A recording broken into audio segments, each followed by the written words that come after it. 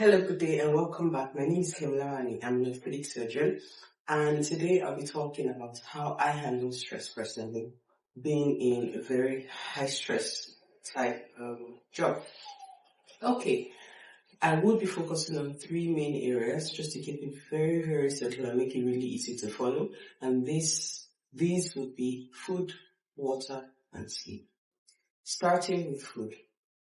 To be able to manage your stress levels appropriately, you need to understand what your body needs in terms of food intake and what kinds of foods are best for you. Now, this is a fairly personal thing, even though there are specific general rules that everybody can follow. In terms of calorie intake, you do not want to burden your body with so much food that you spend so much time digesting your food that you can't get any work done. While in medical school, it was very common for us as students to skip a meal so that we would be able to spend a bit more time reading and then eat afterwards, because you do find that when you've had a really heavy meal, you do just want to power down for a little bit and take it up. Now, how this works out for managing stress is that you need to be able to predict what you need to function in terms of how much calories you need to function. Most human beings will be fine with about 1,600, 1,800 calories per day. You go lower with this if you are trying to lose weight, and you go higher with this if you're trying to gain weight or if you're in certain stages of pregnancy and so forth.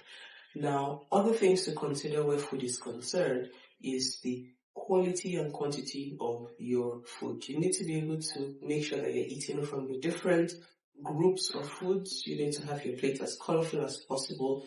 You need to ensure that you have your vitamins, your minerals, all of that all tacked down in your food. You want a balance of proteins. You have some fats in it to help you slow down in absorption. And you also want to have a reasonable amount of carbohydrates.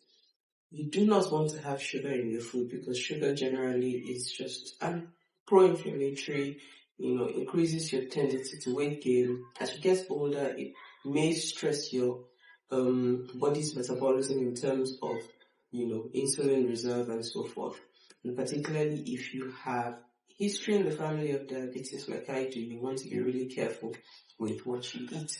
Other things to consider with food would be the timing. As much as possible, you do not want to eat your bulky meals at the end of your workday, because this is just comfort eating, and it then causes you to gain more weight, which ultimately makes you feel more stressed about yourself if you're like me.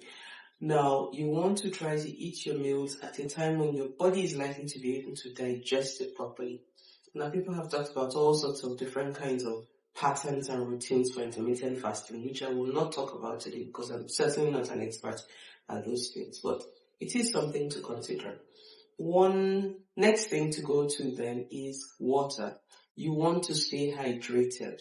You do not want to starve yourself of water, particularly when you have not had the chance to have a really good meal. Over the years, I have learned that your body will cope with not being fed regularly. And most doctors can testify to this. Sometimes you're just too busy to get in it. But your body will not cope with being dehydrated.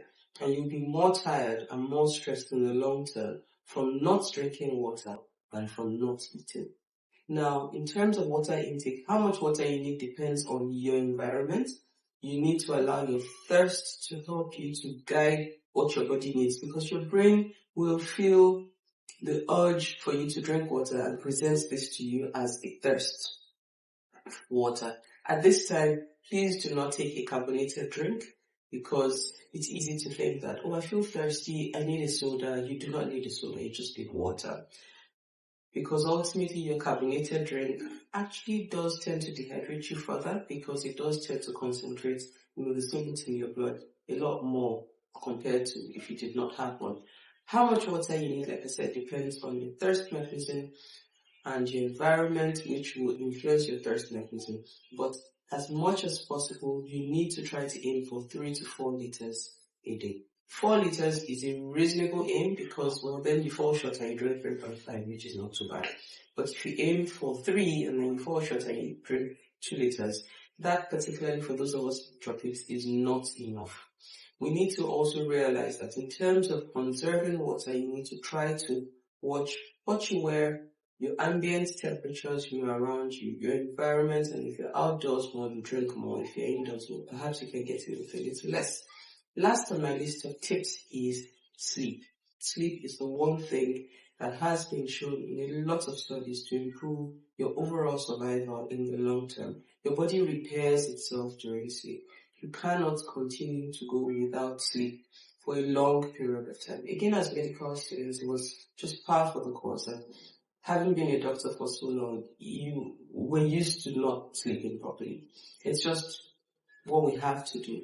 But as I have gotten older, I have learned that I need to try to find my minimum requirement for sleep.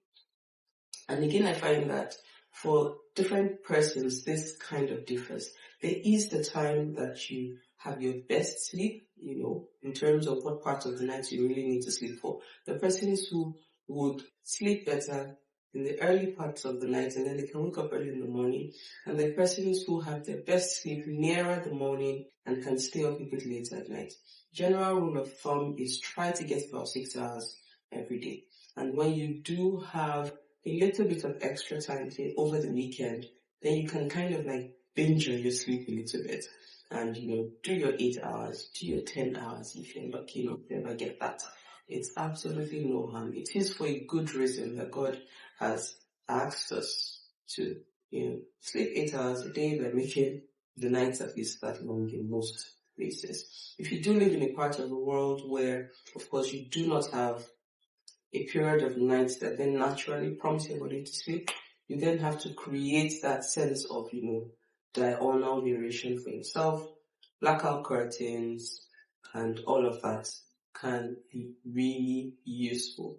If you find that you really, really, really struggle to sleep, there are some persons who may benefit from some kinds of simple therapies, and some kinds of hormonal, manipulations for people who have extreme sleeping problems. And these you'd have to see a doctor to talk about. But general small things that you can do to improve your sleep would include sleep hygiene.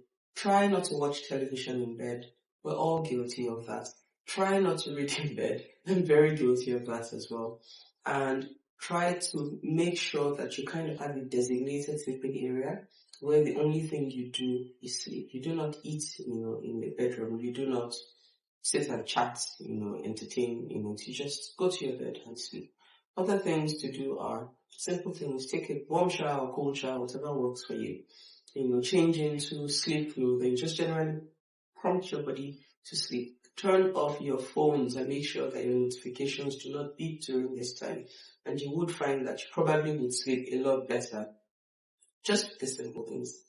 A small beverage, a simple snack, something that works for you as well might be useful, just to prompt sleep at the appropriate times. I do hope these things have been useful. I'm happy to talk a bit more about other things I do for stress management and stress control. And bye, see you next time.